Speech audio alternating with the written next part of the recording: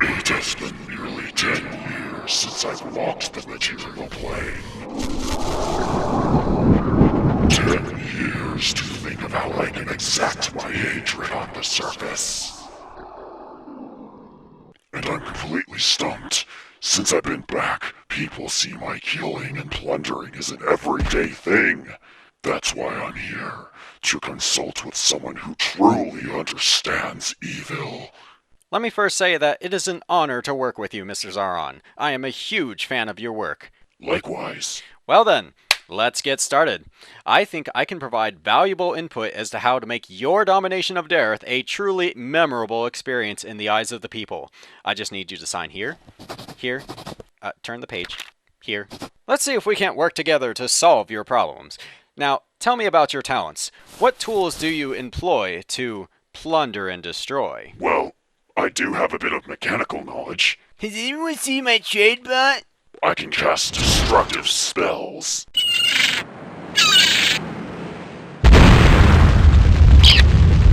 I also enjoy posting my thoughts of hatred and malice on the Asheron's Call forums. Not anymore, apparently. Your posts have already been deleted and it shows your account is banned. Ah! Free Lord must die! Curse him! Maybe it's not enough to just smash, burn, and kill things. In my line of work, we like to slander people to the point of suffering and then project their negativity for the enjoyment of others, which in turn provides lucrative profits to fuel my cause further. It's like recycling, only a million times better. Is there anything in your personal life that could be used for a similar purpose? Recently, I have been experimenting with void magic. Sounds juicy. Tell me about it. Since the last video I've done on the updates of Asheron's Call, we've seen Shadows, Gear Knights, Undead, Empyreans, and even Olthoi as playable races. We've been introduced to new gameplay elements such as the Town Network, Barbers, and innate skill changers. We've explored old, forgotten content which has been refitted to provide new challenges for today's player base. And of course, on top of all of that, this is in addition to all of the content updates that a typical patch brings.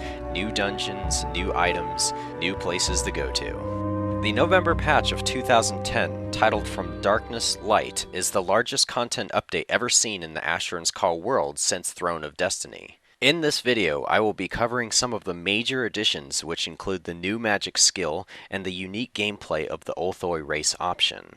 Among the major game-changing updates, Void Magic debuts as a new arcane skill which shares the heavy credit cost of War Magic, being 16 skill credits to train and 12 to specialize. One of the first things that a player may notice is that the spell library for Void Magic appears much smaller than War Magic. Rest assured that the versatility of these few spells are great, and all have specific functions which, if managed with skill and accuracy, can cripple and destroy your opponents with alarming efficiency. As a Void Arcane user, you can now find your spells from various Scriveners and towns, or through the loot system much like all of the other magic schools. In order to cast Void Magic spells, you must carry a foci of Shadow, and unlike other schools, you do not have the option of using old school components even though they are mentioned for the sake of lore on the Turbine website. Void Magic can be broken down into 3 different effects that they have on creatures: direct damage, damage over time, and curses. First on this list are direct damage spells, or spells that do damage instantly. This type will be most familiar to anybody who has played a character using War Magic, which come in the form of bolts, arcs, streaks, and rings. Void Magic introduces a new type of damage called Nether. This damage type is similar to the concept of life magic bolt spells, in which there are no protection or vulnerability spells to modify the amount of damage that can be done. This concept can work both for and against a Void Magic caster. For example, a Crystal Golem is nearly invincible against War and Life Magic, but can be destroyed easily with Void Magic. On the other hand, when faced with opponents that have a very high amount of health, one might find that a War Mage would fare much better, especially when the target is large enough to utilize wall spells against. In the majority of cases, a Warcaster's spells will be superior to that of a Voidcaster's. The true strength of the Void Arcane skill comes not with their ability to damage instantly, but rather to do damage over time. With Void Magic, there are 3 damage over duration spells which can be active simultaneously. These spells last between 15 and 30 seconds and are designed in such a way that they do a massive amount of damage in comparison to war magic on a per cast basis. The drawback, of course, is that the damage is not instant, and recasting these spells simply set the duration of the spell back to its full value. The damage of these spells are of a static value, making them extremely reliable to use. Corrosion is the Voidcaster's most powerful duration spell for a single target, which is simply cast as a standard bolt. Corruption is for damaging multiple targets over time, and is very well worth using even for a single target. One strategic advantage of this spell is that if the caster is positioned correctly, a single target can be hit multiple times, significantly reducing the rate of resists. If you find yourself against an opponent that has high magic resistance, this should be the first spell you cast. And finally, Destructive Curse does the same damage as Corruption and is meant for a single target. It is the least powerful of the Void Magic duration spells, but one advantage is that it does not require line of sight to use, and it cannot be dodged, given that you are within at least 11 yards of your opponent. On top of damaging your opponent over time, these spells have an additional effect which may not be obvious at first glance. All incoming direct damage to a target afflicted with the Corrosion, Corruption, and Destructive Curses are increased. This effect layers over Imperil and Vulnerability spells, which gives Voidcasters high synergy in group settings and demands an organized strategy when multiple Voidcasters are present. The amount of damage increase scales with the level of the spell. So, for example, having all 3 level 1 spells active simultaneously will result in an approximate 3% increase to damage, whereas having all level 7 spells active will result in around 23%. Finally, take note that the Archmage's Endurance Augmentation does not increase the duration of Void Magic's damage over time spells. Curses are powerful tools that can be utilized to debilitate opponents over a short period of time. There are currently 2 curses available in the game for Void Magic casters. The Weakening Curse spell can significantly reduce the amount of damage received from a target. The effect is most noticeable against melee opponents, but the damage reduction also applies to direct damage spells. This spell effectively allows you to fight defensively as a Void caster. The Festering Curse spell makes it more difficult for a target to heal themselves.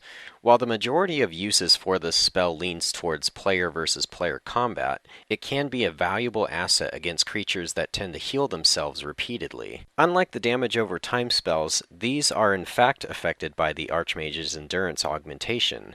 This can be very handy for increasing the number of creatures that you can effectively cast on while still being able to retort offensively before the spells wear off. Out of all the types of sorcery in Asheron's Call, Void Magic appears to be the most difficult to master, at least in my opinion, speaking from a player's standpoint. It's not always as simple as blasting your opponent until they die like war magic.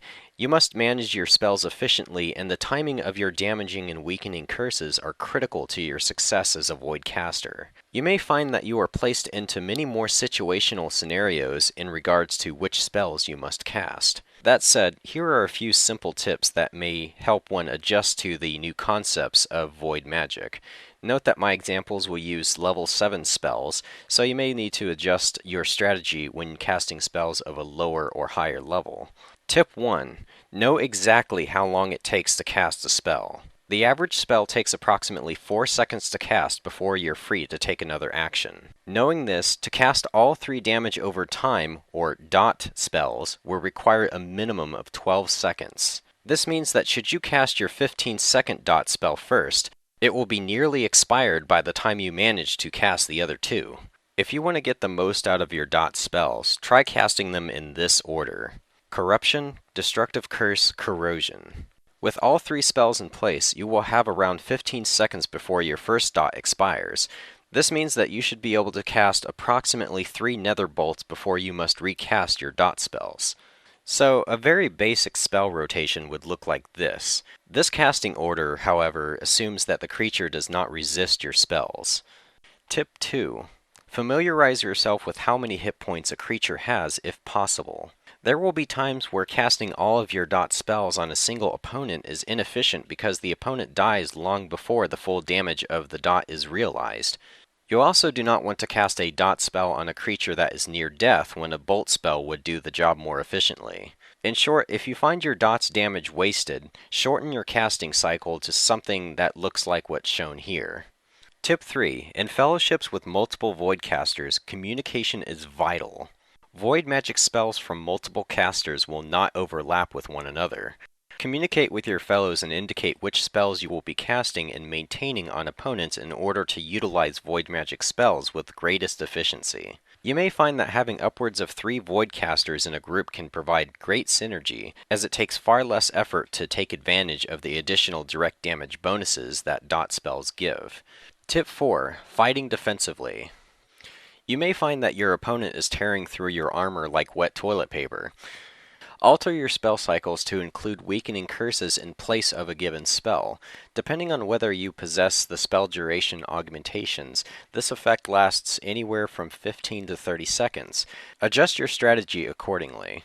You can also apply this kind of spell rotation to play a support role in groups to mitigate damage. Also, for defensive fighting, life magic has a good synergy with void magic. For instance, if you know that your dot spell damages enough to bring a creature down to 200 hit points, casting a drain spell instead of one of your other dots will not only prove more efficient, but will heal you at the same time. With all the spells covered, I should also go over void magic equipment. There are now void magic wands in the loot system catered specifically for void magic users.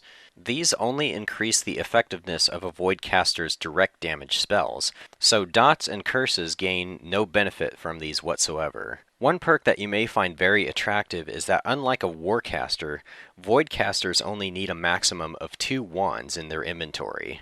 In the majority of cases, you'll want to imbue your nether wand with critical strike for general usage, reserving a wand imbued with crippling blow for more difficult opponents with high hit points. There is a final note that should be mentioned before I wrap up the void magic segment. One would think that void magic and war magic put together would provide a huge offensive advantage for a character. Yes, but there is one big stipulation that you should consider before training both magic schools. After casting a void spell, there is a 3 to 5 second window in which casting any war magic spell will fizzle at a 100% rate. This property works both ways, so in essence you will have to plan around this property when casting between war and void and vice versa. Note that life magic and void magic spells do not share this same disadvantage. Well, it looks like I'm running out of time, so this concludes part 1 of my overview video on the November patch of 2010. In part 2, I will be explaining the Olthoi character race, and as a bonus, I will also give details on the Luminance character advancement system for endgame players.